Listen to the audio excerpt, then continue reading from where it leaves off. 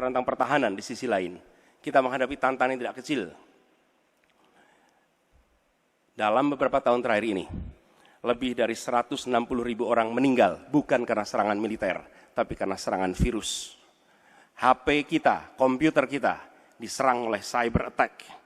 Lebih dari 800 juta cyber attack. Perdagangan manusia, perdagangan anak.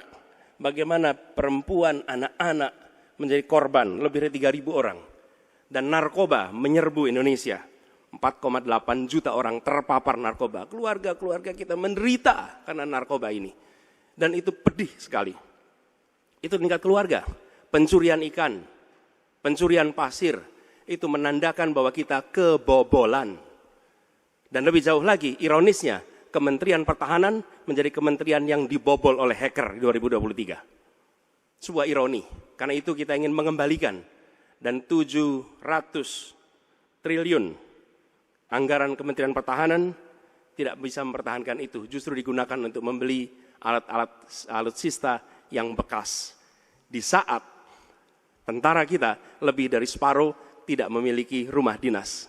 Sementara menterinya punya, menurut Pak Jokowi, punya lebih dari 340 hektar tanah di Republik ini. Ini harus diubah. Kalau benar masuk akal, saya setuju. Kalau ngomong-ngomong, ya kumaha. Ya, jadi leadership, apakah negara, apakah perorangan, tapi terutama juga negara, harus dengan contoh, ingarso sung tulodo. Kita mau mimpin, kita mau bawa agenda, kita mau cerita, itu cerita, omon, ya. Tak bisa. Kenapa negara-negara selatan sekarang melihat ke Indonesia? Karena kita berhasil membangun ekonomi kita. Oh no. Jadi tidak hanya omon. Kerjanya omon no. saja. Nggak bisa. Kewenangan institusi di sektor keamanan sangat penting, namun masih terjadi tumpang tindih. Pertanyaannya, bagaimana komitmen paslon terhadap penataan institusi pertahanan dan keamanan? Terima kasih.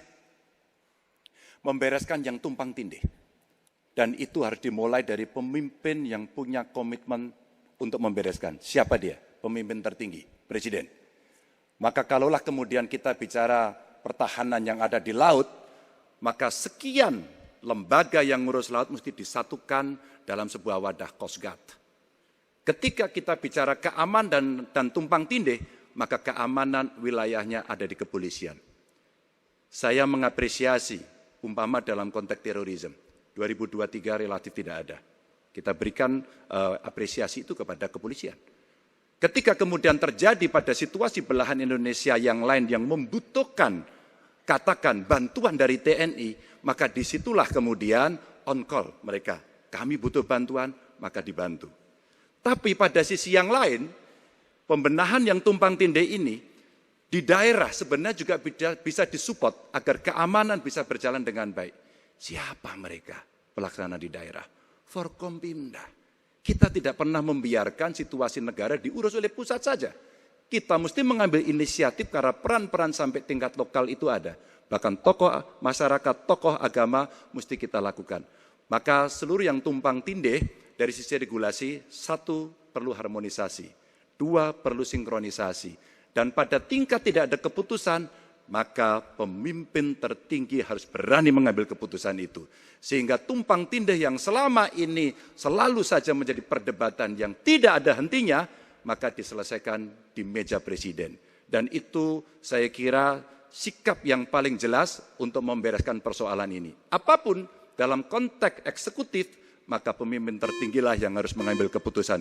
Kecuali kita mesti berbicara dengan DPR, maka kita akan duduk bersama untuk membicarakan secara regulatif.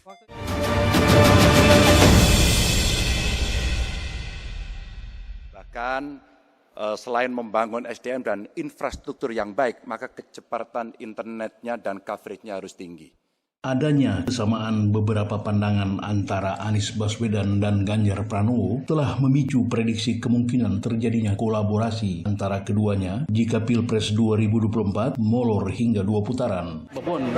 Dalam beberapa topik Pak Anies dengan Pak Ganjar kayaknya cocok. Apa kemungkinan putaran 2 bisa kolaborasi? Insya Allah kita lihat aja gimana nanti ke depan ini yang penting semuanya bisa berjalan baik dan lancar, semuanya bisa berjalan dengan jujur dan adil, dan ini pesta demokrasi untuk rakyat. Demikian ditegaskan oleh Puan ketika menjawab pertanyaan KBA News TV di pintu masuk Gelora Bung Karno atau GBK Jakarta Minggu 7 Januari 2024 malam.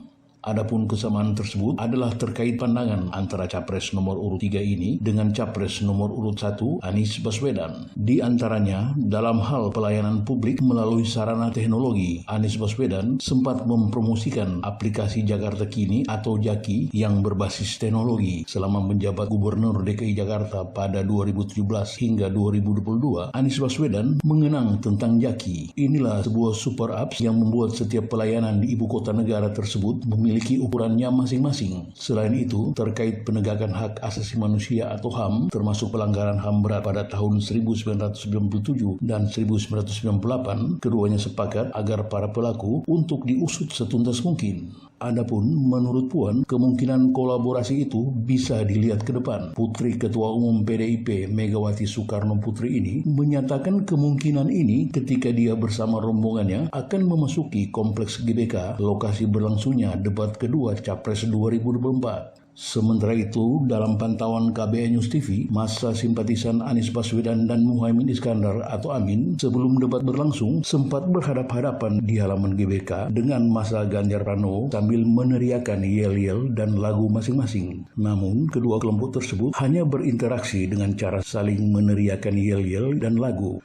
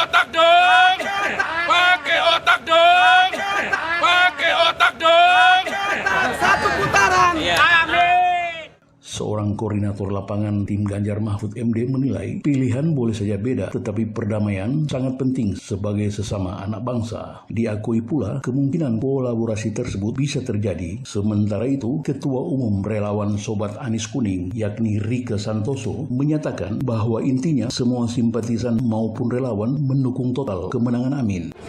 Jadi kami dari relawan Amin, Anies Muhaimin, akan mendukung terus pasangan kami, yaitu Mas Anies dan Muhaimin. Di putaran kedua nanti, intinya adalah Amin menang. Kami akan mendukung apapun keputusan dari pasangan Amin. Kami akan terus berjuang bersama dengan siapapun nanti kita berkolaborasi, intinya Anies yang harus jadi Presiden 2024. Dari Jakarta, tim KBA News TV melaporkan. Anies jadi presiden.